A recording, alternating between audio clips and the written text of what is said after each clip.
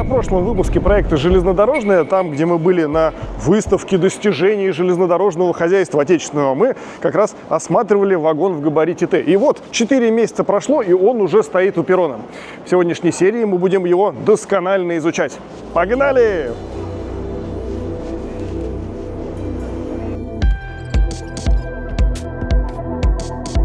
Отрадно, что нашей творческой группе выпала честь быть приглашенной на первый рейс. Прикоснуться к железнодорожной истории для железнодорожного фаната — настоящий праздник. Однозначно, это момент исторический. Никогда раньше купейных вагонов в габарите Т нигде в мире не было. А вот теперь поехали. Историческое событие состоялось 18 декабря 2025 года. Итак, напомним вводную для тех, кто не смотрел нашу серию за номером 91 с железнодорожного салона. Габарит Т — это плюс 73 см в длину и 28 см в ширину вагона. Повторяться с подробным обзором купе мы сегодня не будем. Желающие могут запросто посмотреть его на нашем канале. Постараемся сосредоточиться на ощущениях от поездки на новом составе. Кстати, состав ведет за собой электровоз ЭП-2К. Обратите внимание, ливрея локомотива сделана в тон новому окрасу всего поезда, и это стало уже традицией для фирменных поездов. Интересный факт, что в разработке дизайна непосредственно для локомотива участвовал машинист из депо Санкт-Петербург пассажирский Московский. И вот наступил вечер. Без 5:12 с перрона уже доносится гимн великому городу из балета «Медный всадник». А значит, обновленной красной стреле время отправляться в свой первый рейс. Справка по обеспечению пользы тормозами получена, тормоза опробованы 5 минут назад. Поездные документы получены, приборы безопасности включены. Скорость патруля не более 25, справа сигнал остановки не подают. Отправляемся.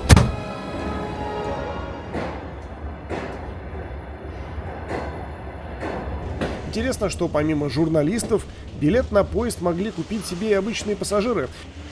Ох, большой теремок. Даже не подозревающие о том, что поедут историческим рейсом.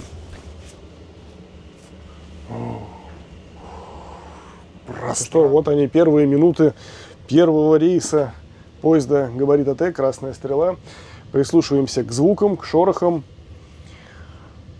Пахнет как в новой иномарке здесь. Конечно, вот это огромное количество пространства. Непривычно как-то ощущать себя, будучи в купе, когда столько места. Надо привыкнуть как-то к этому ощущению. Давайте смотреть, что здесь есть. Ну, СВ, собственно говоря, от купе ничем не отличается. Это типовое решение, да, у нас вот здесь вот эта верхняя полка просто заблокирована. Нам недоступна, так скажем, вот эта верхняя часть. При этом осталось лезть. Ну, все то же самое, собственно говоря, как и в компоновке с купе. Что отличает этот вагон от тех, которые были раньше? Это возможность регулировки температуры. Это очень здорово. Вот я сейчас убираю, допустим, обдув, да, температуру, вернее, да, или ее могу повысить. Вот. Сейчас вот 20 градусов. Я сейчас на максимум включил. Посмотрим, что будет через 5 минут. Это громкость аудиосистемы.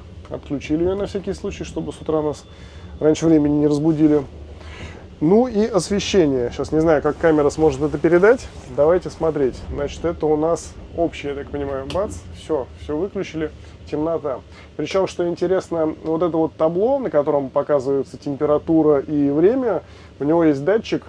Если его зажать, то тускнее становится экран. В общем-то, должен ночью он нас не отвлекать. Утром, скажем, отвлекал он нас или нет. Так, и еще вот такой вариант освещения приглушенный, да, такой ночной, сумрачный. Да, также здесь можно смотреть на табло, отображается, занят туалет или нет, и тоже свободен душ или не свободен. Ну и, собственно говоря, то, что можно регулировать освещение в купе и температуру, это, конечно же, большое благо. Ну и плюс к тому, что здесь большое, в принципе, пространство, дышится как-то здесь вот хорошо и свободно. Еще до отправления мы заскочили посмотреть на ожидающие пассажиров купе на 4. В общем, кроме того, что верхние полки опущены и заправлены, и рацион питания в коробочках, никаких отличий нет. Базовый набор ништячков в вагоне СВ. Что мы имеем? Чай, кофе, шоколадку, фирменную, между прочим, да, он с поездом Красивая картинка, кстати. Ну и фрукты. Яблочко, мандаринчик и виноград. Так, что нам предлагает меню? Да-да. Добрый вечер, меня зовут Николай, я проводник вашего вагона. Позвольте документы для повторной проверки. Да. Никогда не понимал, зачем повторно проверить документы. Ну да ладно. За изучением меню как раз пришел проводник, повторно проверил паспорт, рассказал, что есть интересного в вагоне и как этим пользоваться, и как раз предложил сделать заказ завтрака на завтра на утро. Также в стоимость билета у вас включен завтрак. Пожалуйста, ознакомьтесь с меню, сделайте заказ. Так, а что предлагается? 3 варианта на выбор. В первом варианте сырная нарезка, сырники с рикоттой, с курагой и чатни из инжира. Во втором варианте салат с томатами и моцареллой, блины из гречневой муки с курицей и сметаной. И в третьем варианте блины с муссом из лосося и зеленой спаржей, каша дружба с курагой и сливочным маслом. Каша, дружба, хорошо звучит. Давайте второй вариант я буду. И коллега мой тоже. Да, коллега? Да. Десерт на выбор: печенье с шоколадной крошкой, десерт молочный и трюфель. Трюфель и печенье. Сок на выбор: яблоко, апельсин, томат. Так, мне томатный, а тебе какой?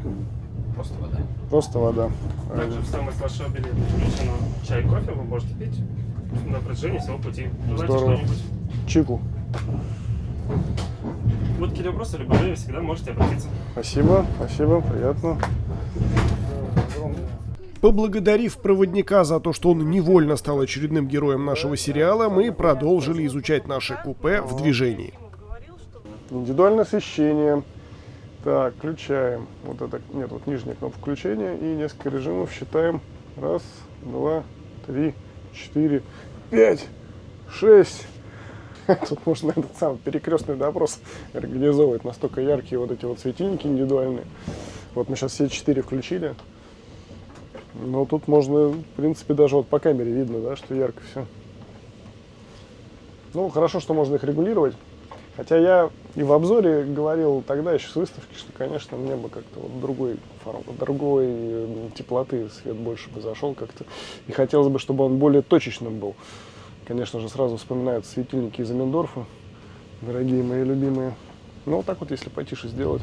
Надо сказать, что тихо достаточно. Пока да. И в целом, да, очень. Действительно, мы едем довольно быстро. Хочется передать привет всем любителям дачных, значит, купе.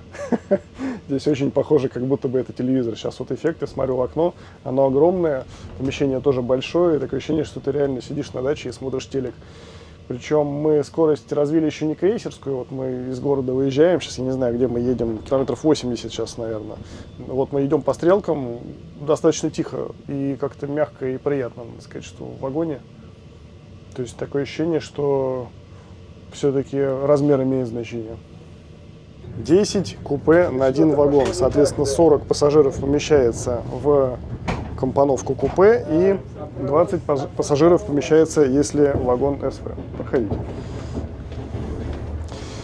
Ну и изменения в вагоне хвостовой части, потому что тамбур в вагоне один, да, а вот это окончание вагона представляет из себя 2 санузла и душ, что немаловажно. Теперь в каждом вагоне есть душ, и можно, собственно говоря, после того, как насладился красотами Москвы или Петербурга, вечером спокойно принять душ перед сном. Ну и вот здесь вот 2 туалета.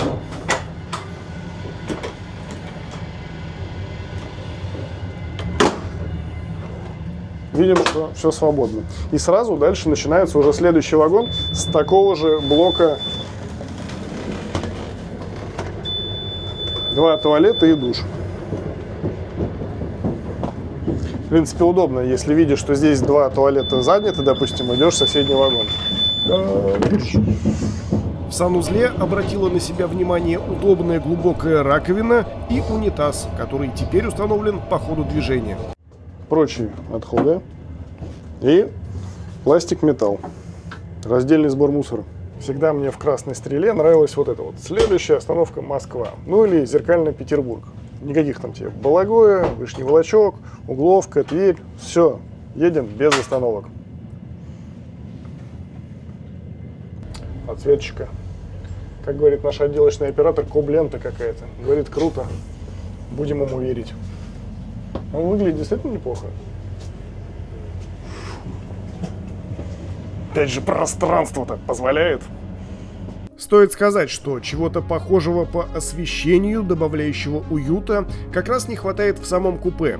То есть там вариант либо ярко, либо тускло, либо уже прикроватные светильники, а хотелось бы еще чего-то рассеянного и домашнего. В то же время смутил слишком яркий свет в коридоре. Во время посадки и высадки такой вариант освещения вполне обоснован. Но ночью хотелось бы, чтобы оставалась только светящаяся контурная лента. А то, может, и вообще имеет смысл добавить еще и нижнюю подсветку. Как-то в одной из вариаций от капитального Аминдорфа мы встречали подсветку в нижней части поручня. Выглядело очень хорошо. Да и вспоминается классический вагон с титаном, ночная подсветка коридора там тоже присутствовала. Впрочем, в суете первого рейса, возможно, бригада поезда просто еще не разобралась с кнопками.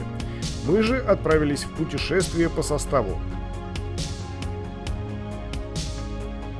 Любому советскому ребенку, конечно, с детства была доставлена травма. В случае, если он ездил на поездах дальнего следования, травма это, помимо заставки телекомпании «Вид», там, допустим, да, еще состояла в том, что межвагонные переходы были такие жуткие, где надо было так, смотреть, как все сделано аккуратненько, ровненько, ничего никуда не шатается, не трясет. И абсолютно не страшно переходить из вагона в вагон, наконец-то. Вагон-ресторан был прицеплен в конце состава, и он еще от предыдущей версии поезда. Бегло изучив меню, задерживаться в нем не стали. Вагон-ресторан в габарите Т еще в разработке, так же как и люкс и плацкарт. Интересно, будут ли делать отдельно вагон СВ и какой у ТВЗ вообще план производства вагонов в этом габарите? Было бы здорово снова наведаться в Тверь на завод, как мы делали это однажды во время появления поезда «Иволга», что запечатлено в 62-й серии нашего железнодорожного сериала. То самое купе, которое мне так понравилось на выставке, где сделана большая кровать, И чтобы ее разложить, нужно стол сложить. Опа. Брюки превращаются, как я люблю говорить. Сложили стол. Вот эту штуку опускаем. И вот эту штуку опускаем. Шикарно. А мы взяли билеты в какой-то СВ. Вот, имейте в виду, значит, «Красная стрела». Какое-то у нас купе? Первое же, да? Да, первое. И стало быть первое место. Первое место в первом купе в компоновке купе.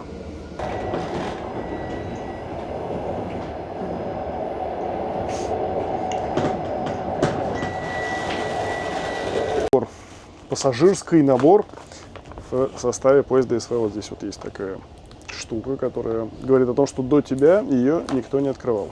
Мы, естественно, срываем. Имеем тапки. Вот такую штуку я, кстати, очень люблю. Когда можно... Опа! И никакой засвет уже не страшен.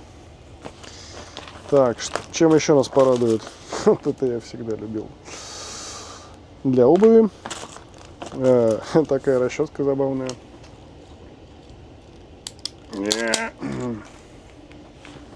Причешемся. Освежающая традиционная салфетка. И что вот важно, то важно, что есть зубная щетка.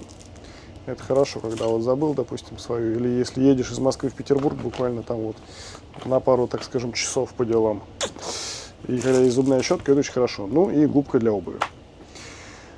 Таким оказался состав пакета для пассажира поезда СВ «Красная стрела». Друзья мои.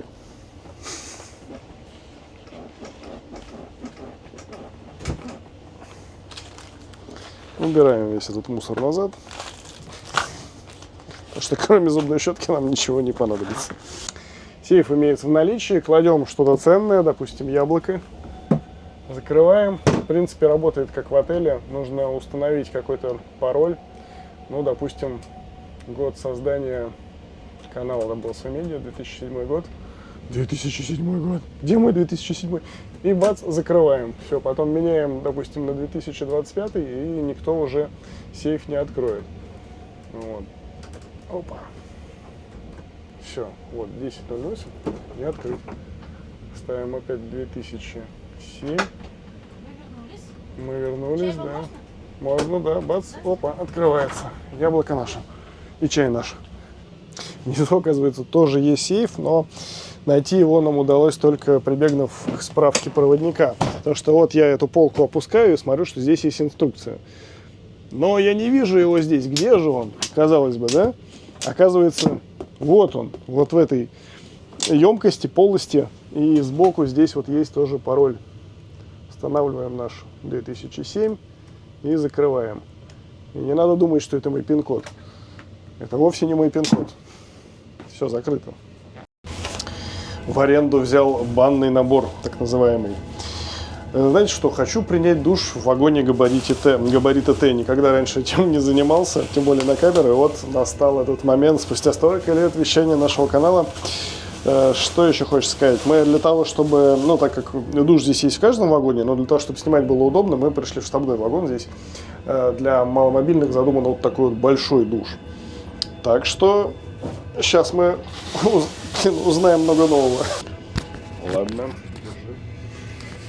Врубай пока. Ну что, друзья мои, с почином. На самом деле хорошая, в общем-то, вода, вполне себе теплая и горячая. Единственный момент, что нужно каждые 17 секунд нажимать на кнопку, иначе поток воды останавливается. Ну, понятное дело, что здесь в поезде он, так сказать, не резиновый, а из баков идет. Ой, извините, пошла. Поэтому периодически на кнопку надо нажимать. А так вообще, конечно, незабываемое ощущение. То есть ты едешь в поезде и моешься. Моешься и едешь в поезде. Одновременно моешься и едешь в поезде. И на этой оптимистической ноте наша дружная команда отправилась спать. Поезд приезжает в Москву в 7:55, и времени на сон под стук колес, который мы так любим, оставалось совсем немного. Что можно сказать про засвет? Так вот, под столом лампочки бесконтактной зарядки тускло горят красным. Впрочем, это не критично. Больше доставлял засвет от яркого коридора через дверь. Пришлось воспользоваться предоставленной в наборе повязкой на глаза. В прошлом году, когда мы обозревали поезд «Аврора», много было комментариев, что мы совсем не уделили времени исторической справке. В сегодняшней серии повторяться тоже не будем. Подумать только, 8 лет минуло с тех пор, как мы делали обзор на предыдущую версию поезда. На нашем канале ищите 27-ю и 28-ю серии проекта «Железнодорожная». Наверняка будет интересно посмотреть и сравнить поезд и нас. Там все подробно и с хроникой, как мы любим. Кстати, стоит отметить, что на стенах коридоров вагонов нынешней реинкарнации Красной Стрелы запечатлен поезд в различные исторические периоды. Красная Стрела – один из лучших экспрессов страны, гордость Октябрьской дороги. Вот приснится же такое.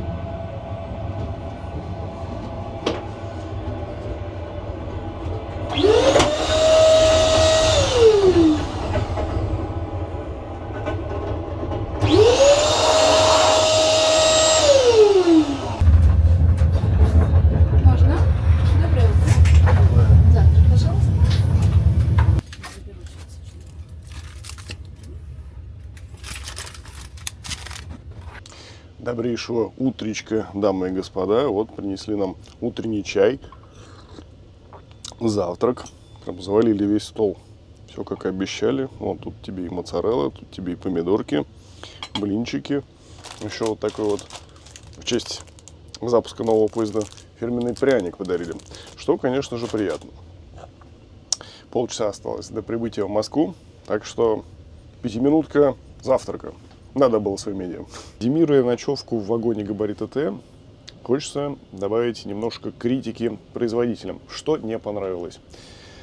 Вот здесь вот дверь закрывается, здесь она то ли слишком короткая, то ли нету каких-то тут волосиков или еще что-то. В общем, засвет идет. И хоть в наборе даются вот такая вот штука на глаза, все равно как бы хочется вот полной темноты, потому что блэкаут здорово, он закрывает тебя от всего света, и вот только вот эта вот полоска, она мешает. На удивление, что вот этот вот это информационное табло, оно, кстати, не мешает, его не видно, и даже более того, можно в течение ночи контролировать, какое сейчас время, достаточно удобно. Что еще не понравилось? Вот эти автоматические двери, у нас купе близко, собственно говоря, к тамбуру находится, да, и тоже слышно вот этот вот писк, когда дверь открывается. Ну, понятно, что, видимо, есть какие-то нормативы, которые теперь обязывают предупреждать о том, что дверь автоматически открывается. Хотя, казалось бы, да, но, может быть, стоит поиграть с тональностью, со звуком.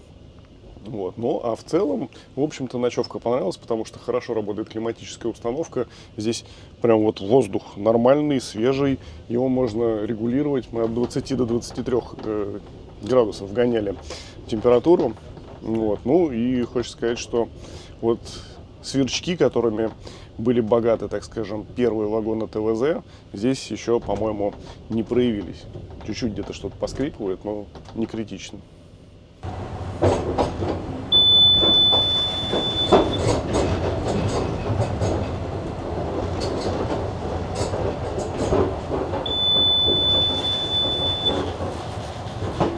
Друзья, я счастлив, что у нас и, соответственно, у вас была уникальная железнодорожная историческая возможность сегодня проехать первым рейсом «Красной стрелы» в габарите Т. Ждем ваших комментариев и до встречи в будущих выпусках.